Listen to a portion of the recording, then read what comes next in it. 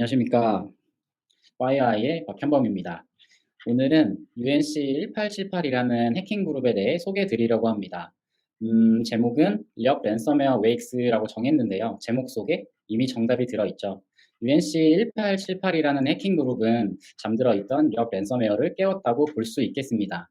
최근에 무슨 일이 있었고 앞으로 우리는 어떻게 해야 되는지에 대해 이야기를 해보도록 하겠습니다. 그럼 시작하겠습니다. 최근에 우리에게는 무슨 일이 일어났을까요? 10월 28일 미국 정부는 력 랜섬웨어를 이용하는 해킹 그룹이 병원과 의료기관을 표적으로 삼고 있다는 내용을 발표했습니다. 뒤따라서 C사나 FBI나 HHS는 공동 권고문까지 발표한 상황인데요. 공동 권고문에는 랜섬웨어로부터 의료 산업을 보호해야 된다는 경고문이 포함되어 있습니다. 공동 권고문은 메일을 통해서 미국의 의료기관에 배포되었는데요. 이러한 메일을 왜 보내게 되었을까요? 사건은 하루 전인 10월 27일에 있습니다.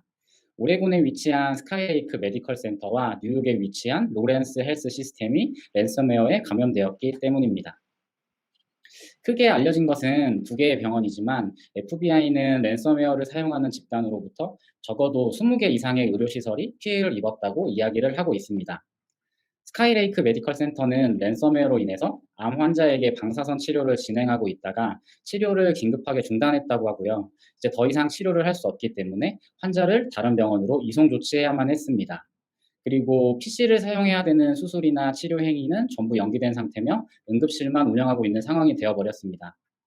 현재 감염된 직원의 수백 대의 PC를 새로 교체하는 작업을 진행하고 있으며 진료 기록이나 처방전 작성과 같은 업무는 종이를 통해서 수기로 하고 있다고 발표되었습니다. 응급실만 운영하고 있는 상황마저도 여의치는 않은 것 같습니다. 또 다른 랜섬웨어의 피해 병원인 로렌스 헬스 시스템은 랜섬웨어 공격을 비교적 빠르게 탐지한 편입니다.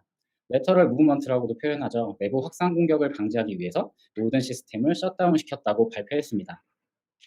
현재까지 랜섬웨어 공격으로 인해서 환자의 정보가 손상되었다는 증거는 밝혀지지 않았지만 아직 조사가 완벽히 끝난 상태가 아니기 때문에 결과는 언제든지 바뀔 수 있다고 생각합니다. 저 개인적으로는 근본 사건이 국제적으로 큰 사건이라고 생각을 하는데요. 이 사건이 왜 역사에 남을 큰 사건이라고 생각을 하냐면 현재 저희가 살고 있는 세상을 뭐라고 부르나요? 뉴노멀 시대라고 부르잖아요. 현재 우리가 살고 있는 뉴노멀 시대는 코로나19로부터 시작되었습니다. 코로나19로 인해서 직장이나 학교나 종교나 서비스나 할 것 없이 모든 경제 사회 활동이 중단되었습니다. 사람들은 마스크 없이 외출을 할 수 없고 특별한 일이 없는 한 최대한 집에 머무르려고 노력하고 있습니다. 그래서 2020년 3월 11일에 세계보건기구인 WHO에서는 코로나19로 인해 글로벌 팬데믹을 선언합니다. 글로벌 팬데믹이 표면적으로 보여주는 가장 큰 타격은 경제적 문제일 겁니다. 경제적 문제가 발생하는 원인은 코로나19의 확산을 방지하기 위해서 사회적 거리두기와 같이 사람들을 각자의 공간에 분리시켰기 때문인데요. 그럼에도 불구하고 각국에서는 하루에 수백, 수천, 수만 명의 코로나19 확진자가 발생되고 있고 모든 산업과 서비스 영역이 중단되었지만 병원, 즉 의료기관은 기존보다 업무 강도가 훨씬 더 높아졌습니다. 이러한 국제적 위기 상황에 맞춰서 블리핑 컴퓨터에서는 다양한 랜섬웨어 어드민에게 연락을 하게 됩니다. 지금과 같은 글로벌 팬데믹 상황에서도 의료기관을 계속 공격할 것이냐라는 질문을 던지는 거죠. 대부분의 랜섬웨어 어드민은 이미 공격이 성공한 병원은 무료로 복구화를 해줄 것이고 코로나19가 종료되는 시점까지 의료기관을 공격하지 않겠다는 답변을 하였습니다. 그런데 말입니다. 랜섬웨어 집단은 달랐습니다. 공격을 멈추겠다는 의사표현, 공격을 계속하겠다는 의사표현, 그 어떠한 답변도 하지 않았습니다. 그렇게 6개월의 시간을 보낸 력 랜섬웨어 집단은 기어코 이를 내고 만 것이죠. 이들이 그렇게밖에 할 수 없었던 이유를 어느 정도 이해는 됩니다. 이해는 되지만 용납은 되지 않는 상황이죠. 랜섬웨어 집단의 2020년 동향입니다. 1월, 2월, 3월은 동일하게 어떤 산업군이든 구분하지 않고 열심히 공격을 수행했습니다. 3월 달은 앞장에서 설명드린 것처럼 글로벌 팬데믹이 선언되었죠. 그리고 4월 달은 마스크 대란을 맞이하게 됩니다. 사람들은 코로나19를 예방하기 위해서 마스크를 사용해야 되지만 마스크를 구입하는 거는 한국 기준으로 이야기를 해드리면 아침 9시부터 약국이나 마트 앞에 줄을 서야만 했고 마스크를 겨우 2장만 구매할 수 있는데 그마저도 쉽게 구매할 수 없었습니다. 저 역시 마스크를 구입하지 못해서 한국산 KF94 마스크를 해외 직구로 역수입하는 불편한 상황들을 겪었는데요. 이런 력 랜섬웨어 집단은 블리핑 컴퓨터의 질문에 응답하지는 않았지만 달력을 보면 알다시피 공격을 멈추는 것처럼 보여졌습니다. 그런데 4월, 5월, 6월, 7월 4달 동안 그동안 벌어놓은 돈을 모두 사용하게 된 거겠죠. 그래서 그들은 8월 달에 금전적으로 가장 어려운 시간을 보냈을 것으로 판단됩니다. 그래, 공격을 다시 시작해보자. 어디를 공격해야 돈을 벌 수 있을까? 그들은 9월부터 가장 돈이 될 것으로 보이는 의료기관을 공격하기 시작합니다. 그것도 하루에 10만 명씩 코로나 확진자가 발생하는 미국을 대상으로 공격을 한 것이죠. 사람의 생명을 담보로 하는 랜섬웨어의 공격. 미국의 의료기관을 공격한 해킹 그룹은 누구일까요? 파이어아이와 맨디언트는 미국의 의료기관을 랜섬웨어로 공격한 해킹 그룹을 UNC1878이라고 명칭하고 있습니다. UNC는 Unnamed 캠페인의 약자로서 범주화되지 않은 악성 활동에 붙여지는 이름입니다. UNC1878은 2020년 1월에 만들어졌고 2개월 만에 공격의 일관성이 발견돼서 맨디언트에서 구체적으로 조사를 진행할 수 있었습니다. 맨디언트의 CTO는 블리핑 컴퓨터와의 인터뷰에서 UNC1878의 해킹 그룹은 동유럽에 위치하고 있고 재정적 동기를 가진 해킹 그룹이라고 이야기했습니다. 맨디언트의 보고서를 자세히 살펴보면 인력 랜섬웨어를 배포하는 어떤 해킹 집단의 5분의 1은 UNC1878이 담당하고 있다는 사실도 알 수 있습니다. UNC1878의 타겟 산업군입니다. 보시는 것처럼 기술, 교육, 에너지, 화학, 오일, 건설, 금융, 생활, 미디어 등 모든 산업 분야를 대상으로 공격을 진행한 정황이 파악되었는데요. 전체 공격 중에서 13.36%가 의료기관에 있음을 발견했습니다. 15개의 산업군 중에 13.36%가 균등한 비율이라고 생각해 보실 수도 있을 텐데요. 공격의 성공 실패 여부를 고려해 본다면 성공률도 높고 금전적 이득을 취하기 쉬운 의료기관의 공격은 현 시점에서 높은 비율이라고 볼 수 있겠습니다. UNC1878의 타겟 국가입니다. 타겟 국가는 미국, 캐나다, 한국입니다. 여기서 주목해야 될 것은 한국, 바로 대한민국입니다. 대한민국은 하루에 100명 정도의 코로나19 확진자가 발생하고 있습니다. 미국과 비교하면 매우 낮은 수치이지만 한국은 코로나19의 선별진료소와 지정병원을 운영하고 있기 때문에 선별진료소나 지정병원을 대상으로 UNC1878이 공격해 온다면 대한민국 역시 근본 미국 사건과 같이 사회적 이슈가 충분히 발생할 수 있습니다. 미국과 동일한 사회적 문제를 겪지 않도록 UNC1878의 행동을 알아보고 미리 대비하는 자세가 필요한 때입니다. UNC1878은 어떻게 랜섬웨어를 배포했을까요? 이메일 캠페인을 통해서 악성 코드를 배포했습니다. 피싱 이메일을 열람한 PC를 감염시키는 일반적인 방법을 사용했습니다. 그럼에도 맨디언트가 이들을 UNC1878이라고 명칭할 수 있는 특징들이 있습니다.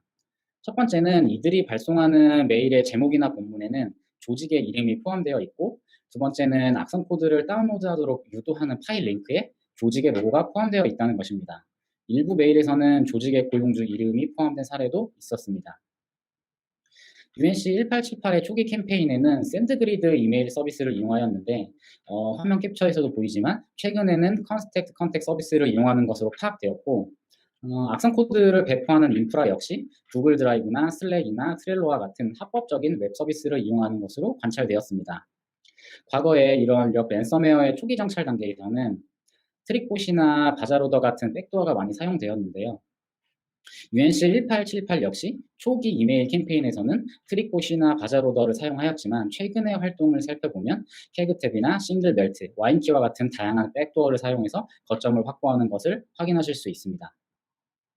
피싱 메일 배포가 성공하게 되면 이제 백도어가 설치되고 나면 코발트 스트라이크 비콘을 추가로 설치해서 랜섬웨어에 감염시키는 목적을 달성하게 됩니다. UNC1878은 거점이 확보되게 되면 미미카츠나 윈도우즈 관리 도구, 그다음에 백그라운드 전송 서비스와 같은 윈도우즈의 합법적인 도구를 통해서 권한을 상승하고 FTP나 SSH, SMB, RDP와 같은 프로토콜을 이용해서 포트를 스캔하게 됩니다. 이러한 스캔을 통해서 추가 호스트를 확보하게 되면 또다시 코발트 스트라이크 비콘을 설치해서 내부 확산을 시도하는 행동 패턴을 보이고 있습니다.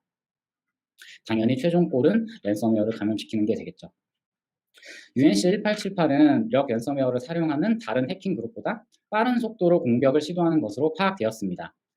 이 력 랜섬웨어의 5분의 1을 담당하는 UNC1878은 평균적으로 72시간이 걸리는 랜섬웨어 감염 시간을 5일까지 단축시켰으며 공격의 최단 시간은 2일하고 6시간으로 확인되었습니다. 모든 내용을 조합해 보았을 때 UNC 1878이 빠르게 공격하는 만큼 우리도 빠르게 탐지하고 대응해야 된다는 결론을 내릴 수 있겠습니다. FireEye는 UNC 1878에 어떻게 대응하고 있을까요? UNC 1878은 FireEye 맨디언트가 명칭한 이름입니다. UNC 1878의 특징과 대응 방법 역시 FireEye가 가장 잘 알고 있습니다. 악성 코드의 감염, 내부 확산 방지는 여러분들이 이미 잘 알고 계신 것처럼 출처를 알 수 없는 메일은 열어보지 말아야 되고, 실수로 메일을 열어보았다고 하더라도 그 메일 안에 포함되어 있는 첨부 파일이나 링크를 클릭하는 추가 실수는 하지 말아야 됩니다. 랜섬웨어를 포함한 모든 APT 공격은 목적을 달성하는 데 수일이 걸리기 때문에 지금이라도 관리하시는 PC나 시스템을 점검해 보시는 게 어떨까요? 화면에 보이는 UNC 1878의 헌팅 방법은 UNC 1878이 거점을 확보하고 윈도우 시스템의 레지스트리를 변경하는 정보입니다. 내 PC가 UNC 1878에 타깃이 되었는지 아닌지 레지스트리 검사를 통해서 확인해 보시기를 바랍니다. 다음은 FireEye 솔루션입니다. FireEye 솔루션은 이미 UNC 1878에 대응 가능한 시그니처가 배포되어 있습니다. FireEye 장비를 사용하시는 고객이라면 NX, EX, HX에서 다음과 같은 시그니처들을 확인하실 수 있습니다. UNC 1878은 계속 말씀드리지만 공격의 속도가 매우 빠르기 때문에 초기에 탐지하고 대응하는 것이 가장 효율적입니다. 지금 영상을 보시는 분들 중에서 우리는 FireEye 장비 없는데 어떡하지? 라고 생각하시는 분들도 계실 텐데요. 걱정하지 않으셔도 됩니다. FireEye는 비윤리적인 행동을 하는 UNC 1878과 같은 집단의 정보를 무료로 공개하고 있습니다. FireEye의 US 본사 블로그와 FireEye 코리아 블로그 양쪽 모두 UNC 1878과 관련된 정보가 업로드되어 있습니다. 해당 블로그에는 UNC 1878의 공격 기법과 대응 전략, 그리고 그들의 인디케이터 정보가 상세하게 공개되어 있습니다. FireEye 장비를 사용하지 않는 고객들께서도 해당 인디케이터 정보를 확인하셔서 보유하고 계신 어떤 보안 장비에 적절히 등록을 하신 다음에 UNC 1878의 공격을 빠르게 탐지하고 비즈니스에 영향이 없도록 사전 조치하시기를 권고드립니다. FireEye는 인디케이터 정보에서 보시는 것처럼 UNC 1878 해킹 그룹이 발표되기 이전부터 거점 확보에 사용되는 C2 인디케이터 정보를 제공해 왔으며 현재까지도 지속적으로 추적하고 정보가 업데이트되고 있습니다.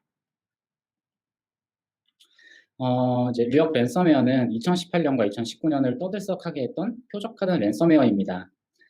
이 친구의 고약한 기능 중에 하나는 윈도우 시스템을 복구하는 옵션을 비활성화시키고 보안 툴을 삭제해서 몸값을 지불하지 않으면 데이터의 복구가 불가능하다는 점일 텐데요. 이러한 뉴욕 랜섬웨어의 소스 코드를 뜯어보면 북한의 라자러스 그룹이 만든 에르메스를 바탕을 두고 있다는 걸 알 수 있습니다. 헤르메스를 바탕을 두고 있지만 실제 사용된 언어는 러시아의 언어이고 러시아, 벨라루시아, 우크라이나 언어로 설정된 PC에서는 동작하지 않는다는 증거가 발견되었기 때문에 이 류크 랜섬웨어의 생산 국가는 러시아로 추측하고 있습니다. 어떻게 러시아인들이 북한으로부터 코드를 구입했는지는 확인되지 않았습니다. 파이어와 맨디언트는 이러한 캠페인의 패턴의 뉘앙스나 활동의 일관성을 토대로 UNC 1878의 후속으로 보이는 UNC 2352도 발표하였습니다. 앞으로 UNC 1878이 특정 국가의 지원을 받는 APT 네임을 받을지 재정적 목적을 가진 B의 네임을 받을지 현재로서는 알 수 없지만 비윤리적 행동을 일으킨 UNC 1878에 대해 지속적으로 추적하고 새로운 정보가 발견된다면 FireEye의 블로그나 페이스북, 유튜브 등을 통해서 공유 드릴 수 있도록 하겠습니다. 제가 사실 이 병이 나가지고 발음이 좀 많이 좋지 못했는데요. 경청해 주셔서 감사드리고 다음 시간에도 유익한 정보로 찾아뵙도록 하겠습니다. 감사합니다.